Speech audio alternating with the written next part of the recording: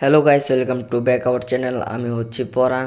So আপনাদের জন্য আরেকটি অসাধারণ ভুতুড়ে গল্প নিয়ে এসেছি, যেটার নাম হচ্ছে কালো পুকুরের ডাক। গল্পটি শুরু হওয়ার আগে বলে দিই, যারা যারা এখনও চ্যানেলটি সাবস্ক্রাইব করেননি তারা এখনটি সাবস্ক্রাইব করে বেল আইকনটি অন করে দেন।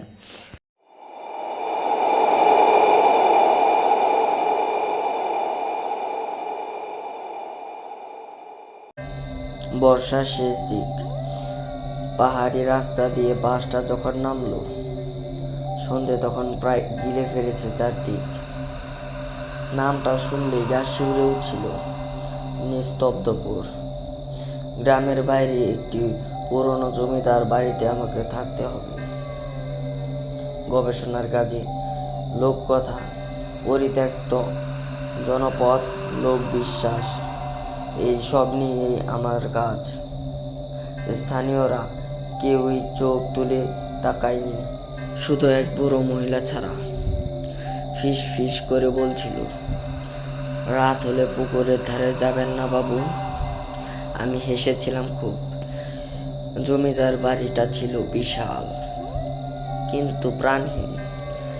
দেয়ালে ছোপ ছোপ শেওলা, কাঠের দরজায় নখের আঁচড়ের মতো দাগ। সবচেয়ে ভয়ঙ্কর ছিল পেছনের দেয়ালের কারো পুকুর, যেন ছায়া জমে আছে। প্রথম রাতেই ঘুম ভাঙল, ছল ছল করে জলের শব্দ। ঘড়িতে তখন 2:17। জানালা খুলে দেখি পুকুরের দিকে কেউ হাঁটছে।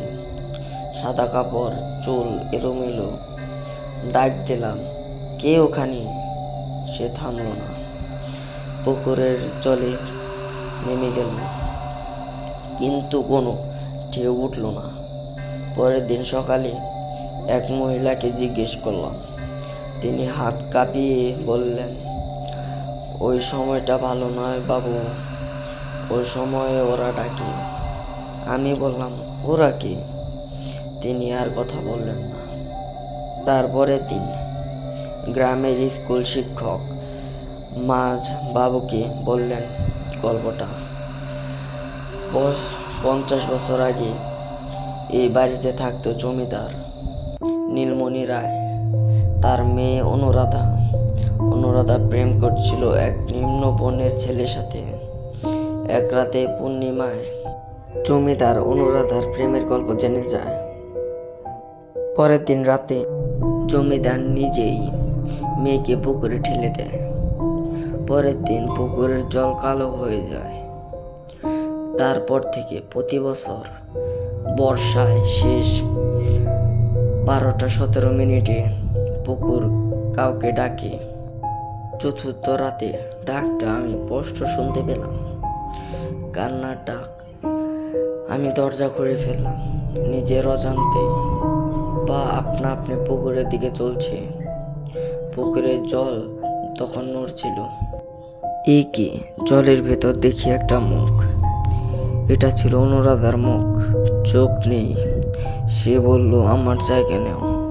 আমি চিৎকার করলাম। সকালে আমি পুকুরের ধারে জ্ঞান ফিরে পাই। পায়ের কাছে ভেজা কাদা, গলায় আঙ্গুলের ছাপ। জমিদার বাড়ির পেছনের দেয়ালে নতুন একটি নাম খোদাই করা। আমার নাম। মাঝ বাবুর শুধু বললেন, এখন আপনি এই বাড়িরই অংশ। শেষ রাত।